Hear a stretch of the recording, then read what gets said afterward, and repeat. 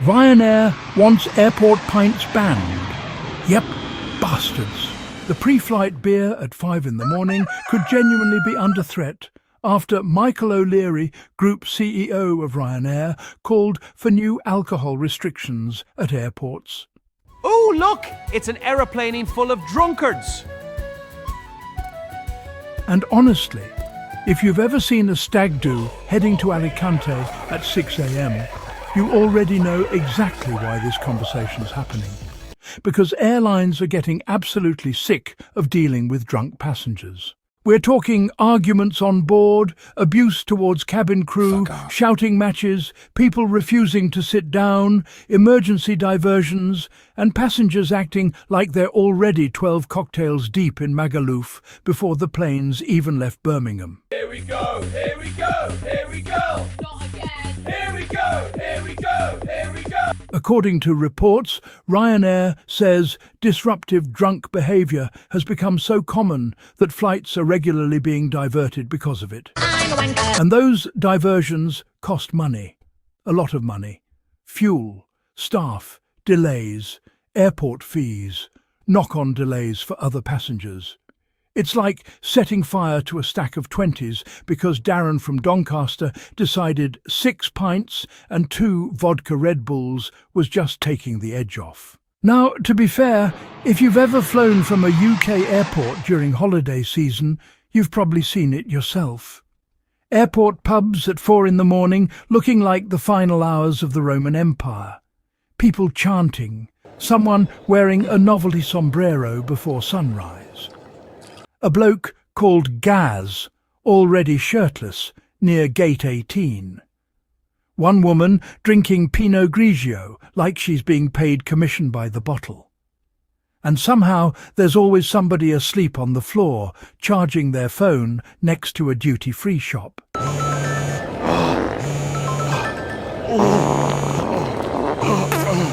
Airports are weird little alternate dimensions where normal rules stop applying.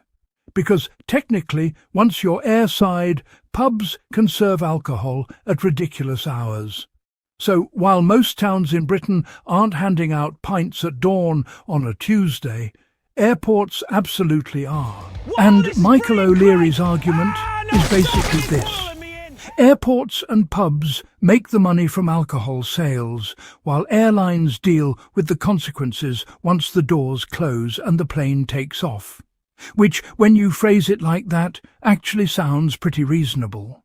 This is outrageous! Can't you stop them? Gentlemen, sit down immediately! Mummy, they're scary! But then the backlash started immediately. Because loads of people are saying this punishes normal travellers for the actions of a minority of total cockbags. Most people having an airport pint aren't causing chaos. They're just trying to relax before flying. Some people hate flying. Some people are nervous. Some people are starting their holiday. And some people just think airport pints hit differently, which somehow they do. Scientifically impossible, yet completely true.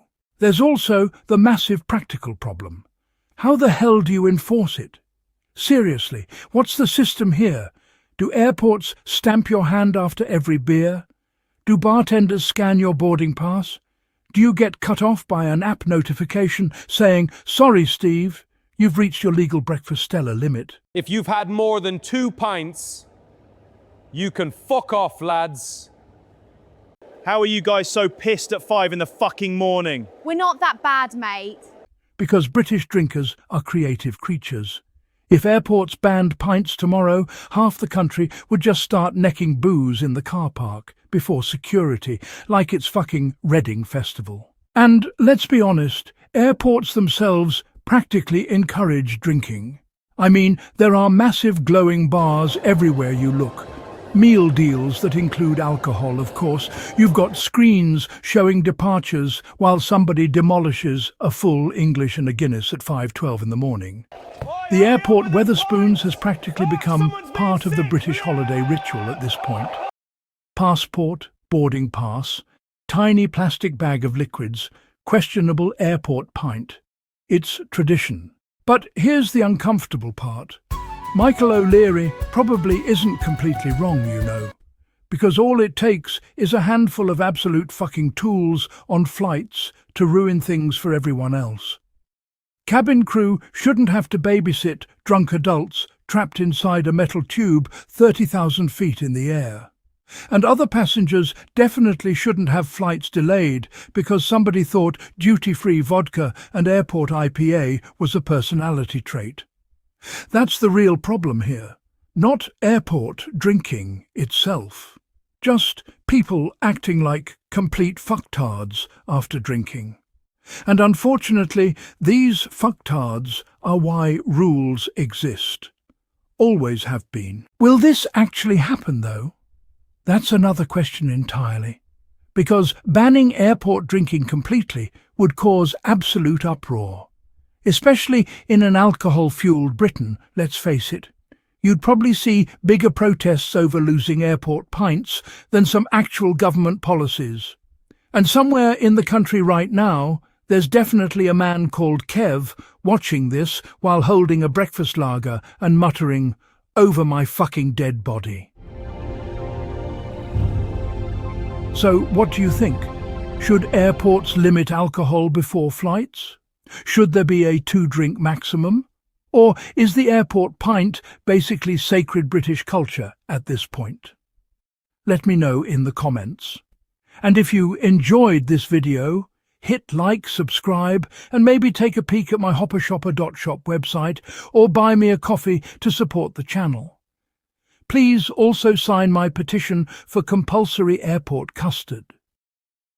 In a second, you'll see a recommended video appear, and it's one that YouTube thinks you'll really enjoy. So please give it a click and a watch. Thank you. Custard check. Here's yours. Oh, thanks. And one for you. Custard, seriously? New policy. Enjoy. Happy 100th birthday to Sir David. Cheers, everybody. Hopper out! Apple out, motherfuckers.